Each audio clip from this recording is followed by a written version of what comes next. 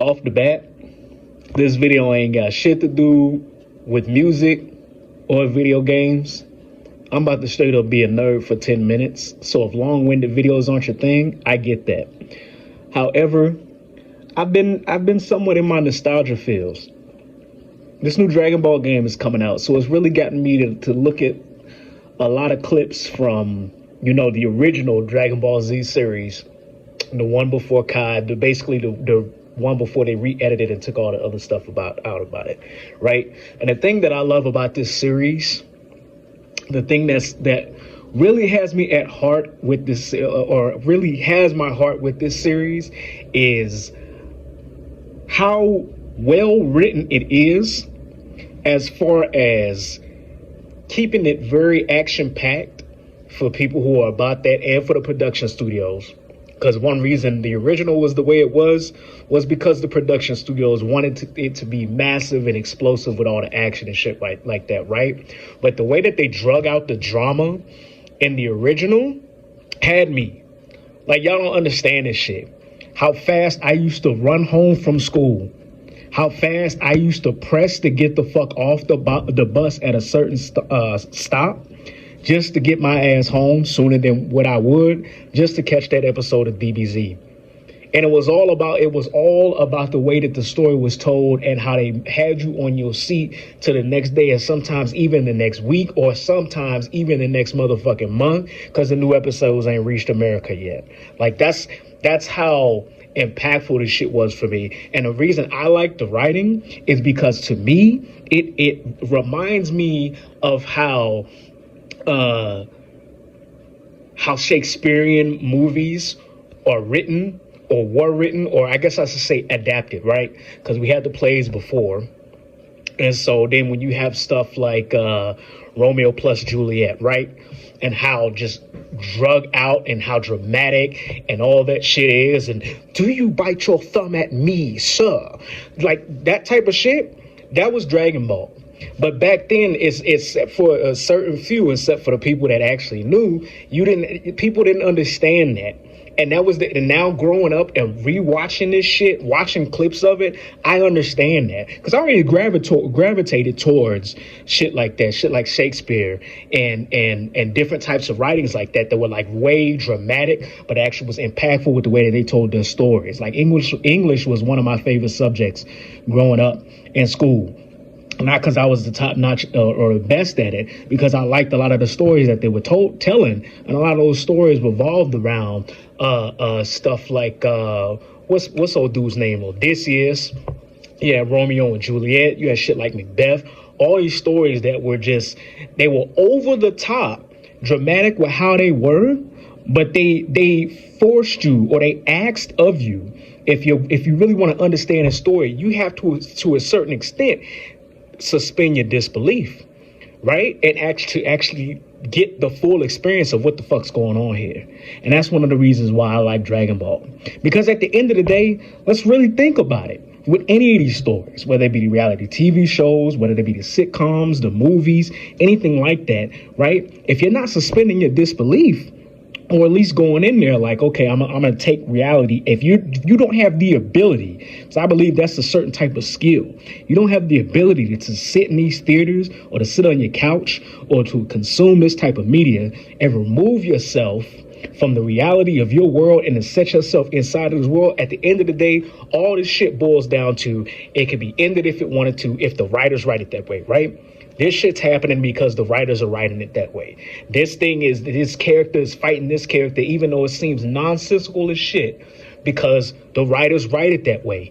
That's how it's intended. There's no type of fate. There's no type of consequence. There's no luck. All of it boils down to the writer and what the fuck they decided to put in that book in order to make a story, to have it seem like there's an actual conflict, and to get the viewer, the reader, the consumer involved and invested enough to where when you experience that story, or you re-experience that story, you're feeling some type. They want to invoke, or sometimes I guess invoke is the right term, a certain emotion out of you when it comes to these stories, right? So I'm watching clips about Dragon Ball, and I would have to say, Hands down, the best written story in Dragon Ball is the Cell Saga. I say that because as good as I think the story of Dragon Ball is, the story could have ended right there. And fun fact about the Cell Saga, it was actually inspired from the goddamn the Terminator series, right? With the whole future and John Connor and all this other stuff and these robots and Terminators. That's how we got the androids. That's how we got time traveling Trunks. That's how we got Cell himself, Dr. Gero, and all this other shit.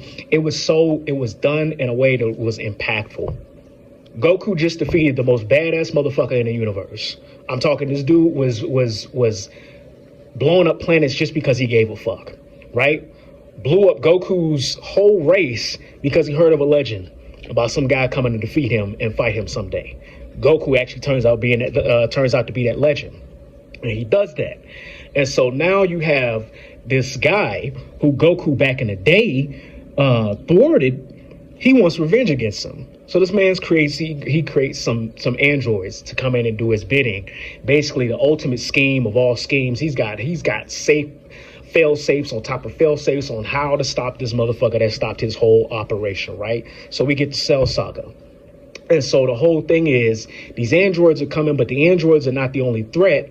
We got this giant ass cicada that's coming in, sucking up all the life forces, and it's foretold if he absorbs the androids, then it's just the most unstoppable thing in the motherfucking universe, right? So we get to the point in the storyline where we see how much of a threat these androids are. We get to a point in the storyline where we see how fucking much of nightmare fuel Cell as a villain actually is, right? They conceive a way. Bulma, which is the smartest person in this universe, finds a way to stop this shit. Because the ultimate end goal is for Cell to absorb the androids and then come in there and that's it. That's it for everybody, all the heroes and everything like that, right? So Bulma, smartest person in the anime, the Dragon Ball universe, creates a device. Press this device around the androids, they flatline. Cell has no way to absorb them because if they're dead, he can't use their power, right? Tell me why they give the fucking device to Krillin. There's no more I'm not going to give you any more because this is how pissed I was. All Krillin had to do was press a button. This is how much I got into that story. All this nigga had to do was press a button.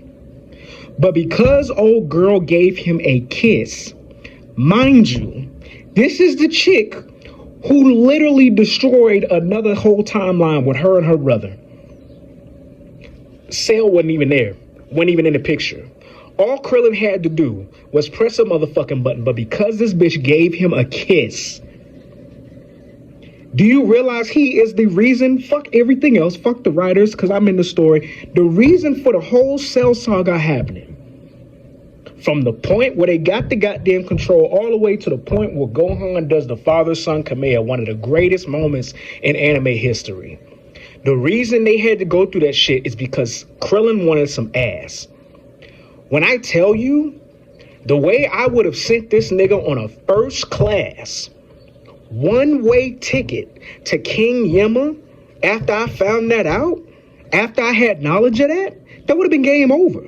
There would have been no redemption or nothing because you're going to tell me we went through all this turmoil and this torture and this strife and struggle because somebody kissed you on your forehead, on that skint-ass head, and you felt like, maybe later in the future I could get some ass out of this. You damn the entire planet for a kiss? When I tell you Dragon Ball is my Shakespeare, it really is.